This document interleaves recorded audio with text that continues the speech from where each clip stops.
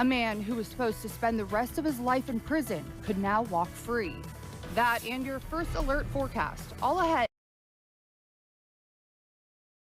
in the next 12 on 12. Good evening. Welcome to the 5 o'clock news. I'm Taylor Evans, in for Pete and Stephanie tonight. The man convicted of murdering a 14-year-old girl back in 2005 will eventually be able to walk free after his life sentence was reduced to 26 years. Fox 12's Connor McCarthy is live in Vancouver tonight and tells us about a new law in Washington that forced the Clark County Court to reconsider his sentence. Connor? Well, Taylor, you can feel the tension in the courtroom as the now 61-year-old Roy Russell walked into the room. Chelsea's family and her supporters say that they're in disbelief that after nearly 2 decades of Roy Russell being behind bars, he was sitting before them having his sentence being reconsidered. Now in 2006, they blamed Roy for taking Chelsea away from them. Now today, they blame the Washington State Legislature for possibly setting him free.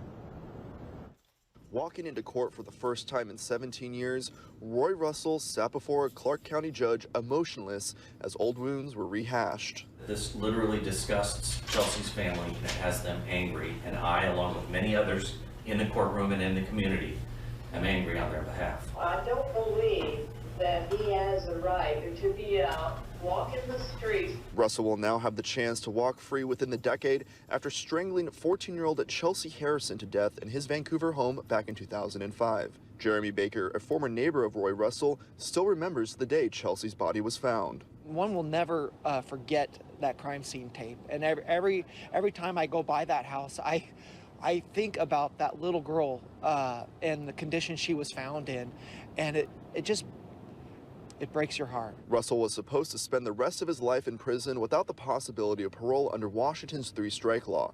But a new law, Senate Bill 5164, passed last year, declassified second-degree robbery as a felony. This removed one of Russell's strikes, leading to Friday's resentencing hearing. But the fact that we're even here today is a travesty. Judge David Gregerson addressed the court about the frustration surrounding Senate Bill 5164, giving Russell the chance to walk free. Today's resentencing of this defendant is an unavoidable legal consequence of the policy decisions embodied in Senate Bill 5164.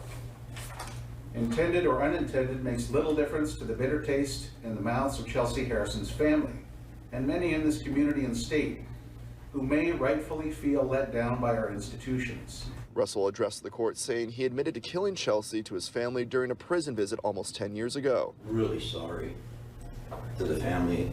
I don't know how things got so out of hand, but they did. And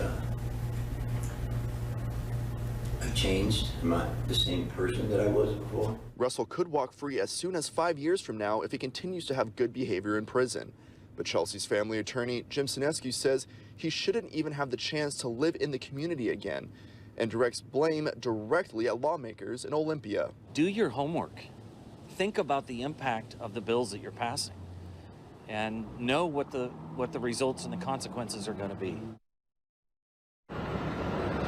Well, Taylor, Chelsea's family was unable to make it to court today, but as you saw, her grandmother was able to phone in and make a statement. And now Jim says that he is talking with state lawmakers to try and clean up some of that language in Senate Bill 5164, and he hopes that this case serves an example about some consequences of passing bills, similar bills like this one. Live in Vancouver, Connor McCarthy, Fox 12 Oregon. Connor, thank you so much. Well, a shocking double murder leaves